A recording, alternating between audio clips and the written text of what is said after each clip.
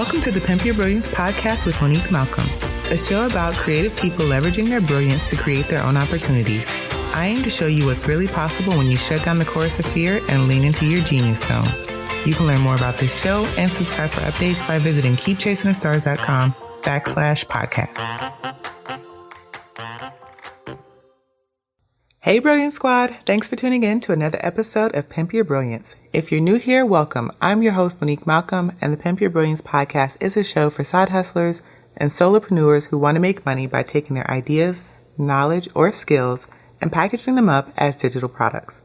This is episode 76, and you can find show notes at pimpyourbrilliance.com/76.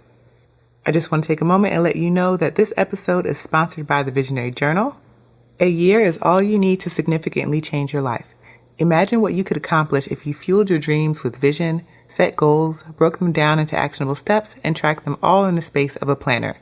Maybe you'd finally start a business, plan a dream vacation, get that raise, or put a down payment on your dream home. All of these things are possible with the Visionary Journal, a goal-setting planner with vision. Designed to help you put the important things first, you start with the big picture areas of your life that you like to focus on, set your goals, create a quarterly action plan, and commit to doing the work that will move you closer to the finish line. Instead of leaving your goals to the mercy of your memory and random to-do lists, you can really focus on the things that will help you get closer to the life that you envision for yourself. To learn more or to order a copy, visit keepchasingthestars.com. All right, so let's talk about today's episode because I don't know if it's really clear to you by today's title, but I have New Year, new me vibes on the brain, kind of heavy this month, honestly, because we're just at the time of the year. We're at the time of the year, at the time of this recording, this is November, and I think I know personally, I'm just at that place where I'm feeling a little tired. I want to slow down. I want to take a break, but also I'm aware that this is a busy season. So for me, we're heading into planner season, and I'm balancing at this point running two separate businesses. So I have my e-commerce business, which is my planners and t-shirts and small gifts and accessories. And then I have Pimp Your Brilliance and the community over at the Brilliance Lounge that I'm kind of all balancing. And I'm going to be honest, I'm just a little tired around the edges. Most of you probably don't know this unless you are following like my personal Facebook page or you're paying attention a few months back when I was sharing pictures, but I was a swim mom for the first time this year. So I have a teenage son, and we actually made him, I won't even say he joined the swim team. We made him join the swim team, just as a way to get him to have some new experiences and do something new. And the season went really, really well for us, but it was very tiring, carting him back and forth to practice and having practice in the morning before school. So we were up most mornings like 4 something to get him ready and make sure he's in practice in time. And so that's just wound down, and I'm legit ready for a slower pace. And so I've been really thinking about ways that I can prepare my business for the new year and ways that I can start doing that right now in November before the end of the year rush and panic hits. Because as I mentioned in episode number 75, I just know how much more relaxed I can be going into the year if I already have a plan in place, if I've already done the things that I need to do to prepare my business. It just allows me time to do this at a slower pace, as slow as a pace that you can do when you are trying to juggle two businesses at one time. So in this episode, I'm going to talk about 9 ways to prepare your creative business for the new year. And my goal with this was to come up with things that you can do in approximately 30 to 45 minutes. Like that's the amount of time that it should take you to complete these things.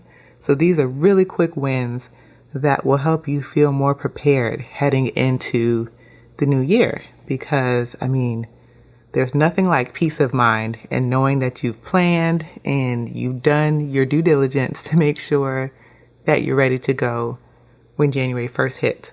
And I know there's some people who are probably like, oh, January 1st, it doesn't matter. It's just another day. But honestly, I think a lot of us really like the idea and feeling of having a clean slate. That's why the new year feels so magical and so exciting. It's not that we necessarily feel like, oh my gosh, it's January 1st, 2020 or 2021, whatever year it is, and everything's new and shiny. I don't think that's it. I think it really is just feeling like, okay, tearing the page off and starting on a new, shiny new page. And that's really exciting for a lot of people. I know it's exciting for me. So I want to just share these 9 things because, like I said, they're quick, they're easy for you to do. I actually put together a little checklist for you. So if you want to check out the show notes, pimpyourbrilliance.com/76, you can get your checklist there to help you do these things. And that'll just be like one thing, or actually 9 things that you can just check off of your brain, close those tabs because they're no longer going to be pinging around. And maybe they're not even things you're aware of now. But once I share them with you, you'll feel like, oh, that's totally doable and I should do that. So let's jump into that. So my first thing, and this is kind of my favorite thing to do, but clean up your digital files and storage. And I love organizing all of my file folders in Google Drive. It's super nerdy and just one of those things that I like to do. But if you're not already doing this, if you don't already have a system in place for how you handle files in your business, I encourage you to spend some time getting that in place. But I actually use Google Drive for this. And inside of my Google Drive folder, I have a breakdown for like things that are for Pimp Your Brilliance, things that are for Keep Chasing the Stars, and every product has its own folder. There's a folder for like content upgrades. There's a folder where I store webinar presentations and video files from the past, like everything. There's a folder for branding that has my logos and headshots and bios. So everything is in its place. I never have to go searching all over my computer to find things that I need because they're all housed in Google Drive, nice and neat. And this has like an additional benefit because Google Drive does kind of serve as cloud storage. So it's like a backup. So in addition to having this access on my computer, I can access it on my phone. I can access it on my laptop when I'm on the go. And I just always have access to my files. So this is just cleaning up your digital files and storage if you already have a system in place or if you need to get one in place. Other things that you might want to clean up: empty your downloads folder on your computer. I'm super guilty of this. Mine is full to the brim. I really need to clean it out. Delete old opt-ins that you signed up for, that you're not using, that you just have stored in the digital dungeon of your computer. Delete them. I've already mentioned this, but organize cloud storage. And then bonus points, optimize your computer. So once you have cleaned up all your digital files and gotten everything squared away, figure out ways that you can optimize your computer. I know on the Mac, if you go inside of your preferences, or there's like a place where it'll tell you what your storage breaks down to, like how much of it is movies, pictures, apps, all of that. You can go through there and see like what files are really large or what files are duplicated and clean that up. And that just makes your computer run faster. And I mean, that's always a blessing in itself. So those are some things that you can do for cleaning up your files and storage. My second thing is retire old offers. So if you have products or services that you no longer want to sell, they no longer feel in alignment with what you want to do. Maybe you're changing directions, or honestly, maybe you cringe every time somebody buys that thing or books that thing. Retire them. Throw like a last ditch, this is your last call to get this thing sale to your audience. And then after you sell, you have your little sales period, retire them. Get rid of them. Don't offer them anymore and move on. And again, that's just making space for new, improved offers in your business and just cleaning up the dead weight. Because I think sometimes we feel like, oh, I can't get rid of this thing because it sold well or it did well, but it might not do well forever, or you just may not love doing that anymore. So if that is the case, stop doing it. Don't do it. My third thing is to send a survey to your audience. And this is coming soon, party people. I will be sending a survey like in the next week or two, because at this point, we're at the end of the year, and I feel like once you hit this point in the end of the year, you feel a little tapped out and spent on new creative ideas. Or in my case, sometimes I feel like what I want to move into talking about, maybe you guys are not ready for that. Maybe these are topics that you are not interested in yet. And there's some things that I need to cover that you feel would better serve you for where you are in your business right now. It's a lot easier for me to get your input and ask you what you want to learn versus me just trying to come up with ideas and make it up based on what I think that you should be learning, because that's not always the case. So right now is a great time to ask your people, what do they want to learn from you in 2020? Send a quick survey, and you can do this really simply. You can use something like SurveyMonkey. Google Forms has a little survey option. You can use Airtable. Airtable has an option where you can create a form. So these are all simple ways that you can survey your audience. And I believe everything I named, there's a free plan for it. So you don't even have to pay for it. You really just need to create your survey form and have an email list that you can send the survey to. And if you want to incentivize people to fill in your survey, offer a little prize, $10 Starbucks cards or $10 Amazon cards, something that will just encourage people to fill in the surveys. My fourth thing that you can do to prepare for the new year is do a website audit. When is the last time you really looked at the content that was on your website? When is the last time that you checked for broken links? What about setting up 404 pages and redirects for pages that or content that's no longer living on your site? Especially if you're somebody who uses Pinterest. These are all really good things that you should be checking on your site. And doing a content audit, doing a website audit doesn't have to be anything crazy. Again, 30 to 45 minutes is my goal for how long it should take you to do each of these individual things. So when you're doing your website audit, go through the basics, all the main pages on your site, contact forms, about pages, homepage. Make sure all the links on those pages work. Email addresses on those pages are spelled correctly. I'm notorious for leaving off like the S and stars in my email list. In my email. So check the main pages. Then there are websites that will help you look for broken links.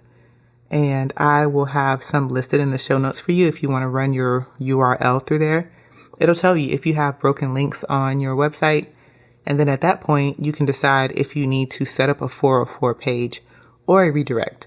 And I know for some of these things, they may sound like I'm speaking another language if you're not super techie, but these are just really quick ways that you can fix missing or broken content. Broken meaning the link goes to nowhere now. So it's just giving people an error page when they click on these links. Something else that you may want to check for when you're doing your website audit is checks for mixed content on your pages. And what that means is now when people have their web addresses, they are supposed to be secured. So if you think about a handful of years ago, on your web URL would be HTTP, and now we have moved to HTTPS, which is supposed to signify that the content on your site is secure. It's sent over an encrypted pathway. That will not happen if you have mixed content on your pages. So what that means is you can have a page that has, for example, let's say your home page has a lot of really beautiful images, but you don't have those images under pulling from your actual website. You could be like linking out to another place, or you could even just be using that old extension HTTP instead of the HTTPS. That creates mixed content on your website, and you will not get that beautiful little locked symbol with the HTTPS. You'll actually get an error. So that's something that you want to check for as well. And there's a website that lets you search to see if you have mixed content on your website. Again, I'll link all of these in the show notes because putting out a whole bunch of URLs is going to be crazy bananas, but it's inside of the checklist. These are links that are inside of the checklist if you want to do this website content audit. So again, nothing crazy, just running through the basics. The main pages, broken links, redirects, mixed content, all of the fun stuff. But these are just things that just improve the overall experience for people who are on your website. And these are also things that Google looks at when they are doing like scanning of your pages and sending their little bots to scan the pages on your website. They look for broken links and things of that nature. So this just helps you rank better in the Google. Number 5, and this is one of my favorite ones that people always overlook. Write down all the important dates for your business on a calendar or even in your project manager. So think about it like this. Say you were in retail and you were selling, like, for example, I'm heading into planner season. So for me, there's a distinct time of year where planner sales surge, especially around the holiday season. So I need to be preparing months in advance for this time of year. But sometimes you just get really busy in your business and the time gets past you. So one of the ways that I circumvent that and kind of keep reminders in place so that I know like how far out I am for Christmas, I add reminders. Like I pick all the important dates for the year for my business, and then I add 30, 60, and 90-day reminders.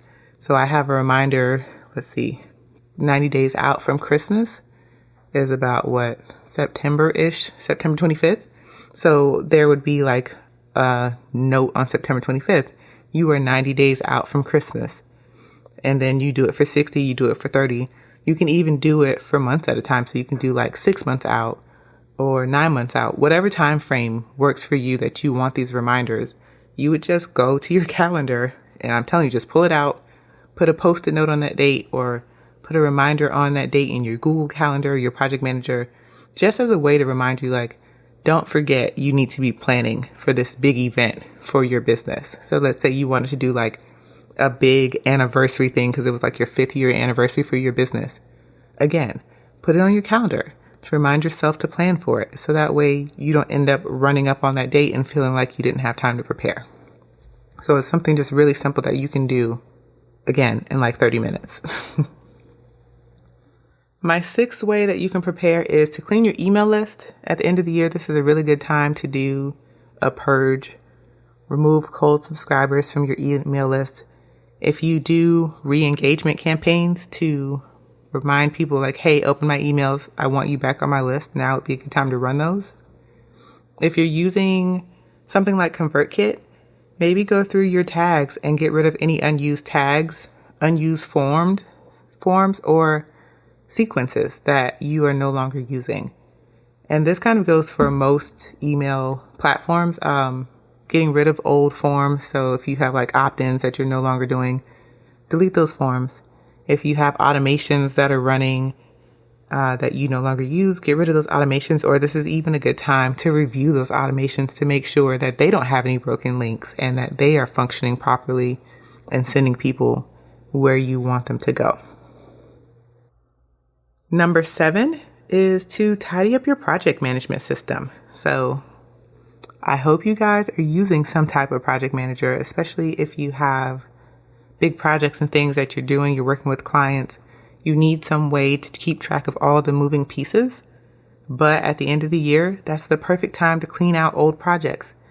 Get rid of old projects, archive old projects, archive client projects, clean out tasks that you have been putting off for months. So if you have tasks still on your list that either one, you're just ignoring the due date and you're just letting it stay, or you find yourself, you keep moving the due date out, either take those out of your project management system or put it on the back burner for a later time.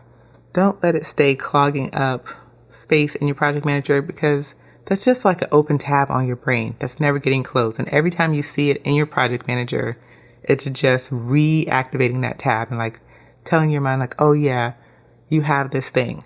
So get rid of it. Clean up your project management system. This is also a good time to go back through and see like, are there projects that need to be cleaned out? Do you need to add new projects? Are there recurring tasks that need to be updated? Like just update the whole system. Is there a better way for you to be using this? It's a good time to be thinking about stuff like that. So, just bookmark yourself some time on your calendar and just go through your project management system, clean out the cobwebs, and figure out ways that you can utilize it better. You can streamline it better. One of the things that I've done this year is I've switched project management systems. So I used to be super heavy into Asana. And while I still like Asana, I've moved over to ClickUp only because it's cheaper and it has some additional features that I can use that I really like, and that kind of mirror the way that my brain works.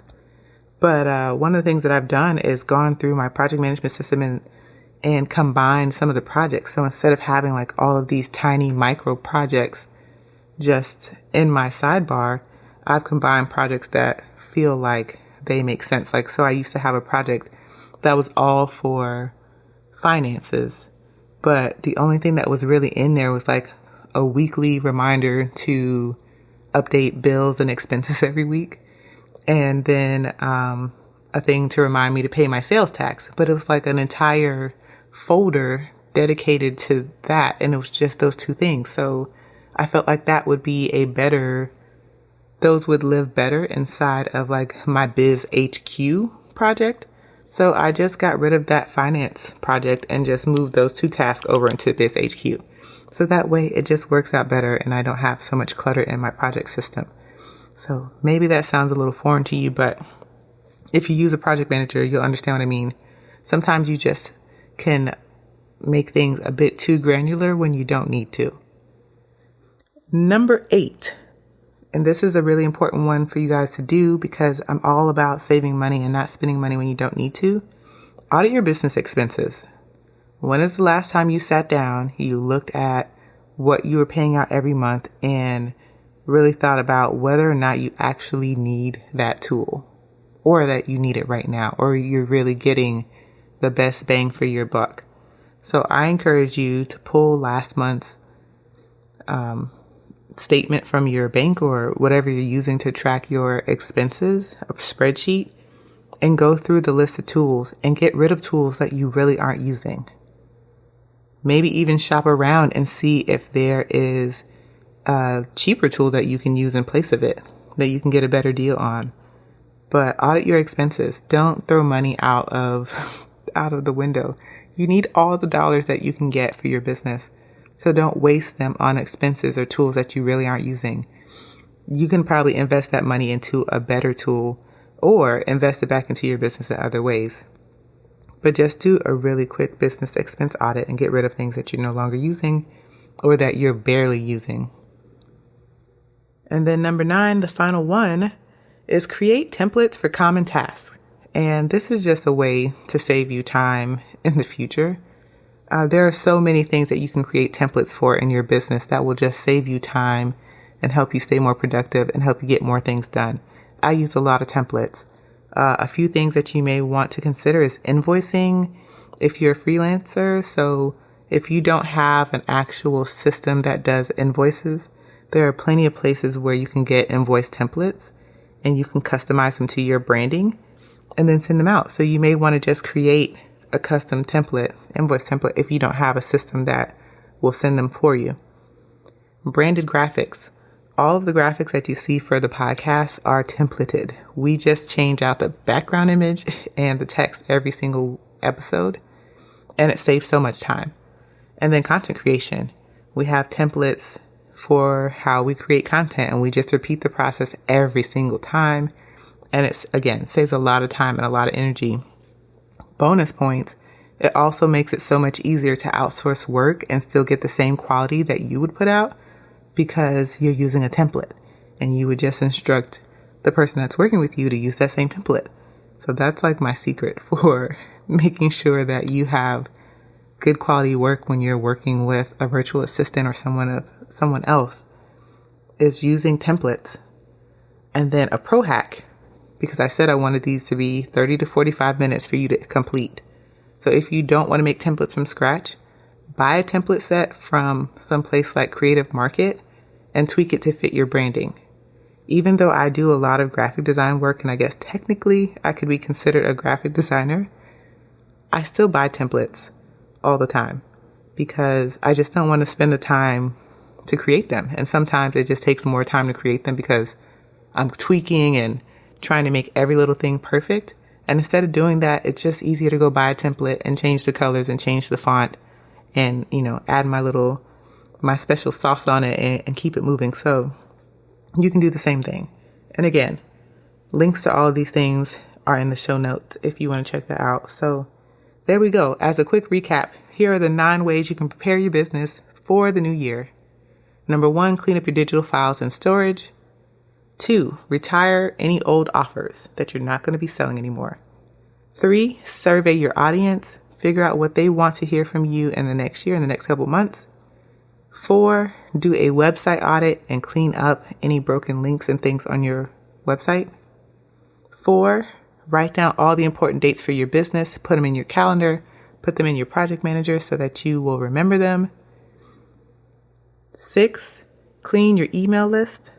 Remove cold subscribers. Get rid of unused tags, forms, or sequences. 7, tidy your project management system. Clean out old projects, archive projects. 8, audit your business expenses and get rid of tools that you are no longer using.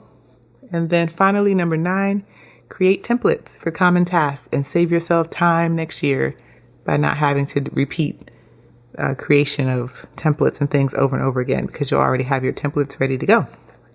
All right, so there we go. Those are your 9 ways.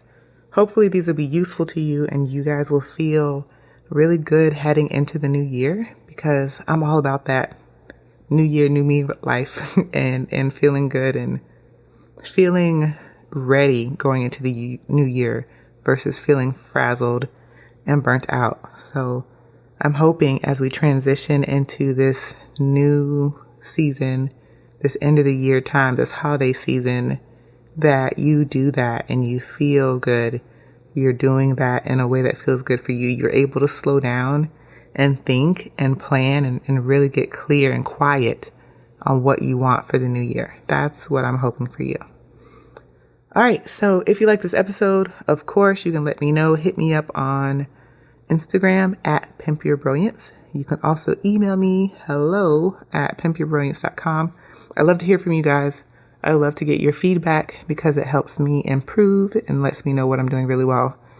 So that's it. Until next time, you guys, go out there and pimp your brilliance.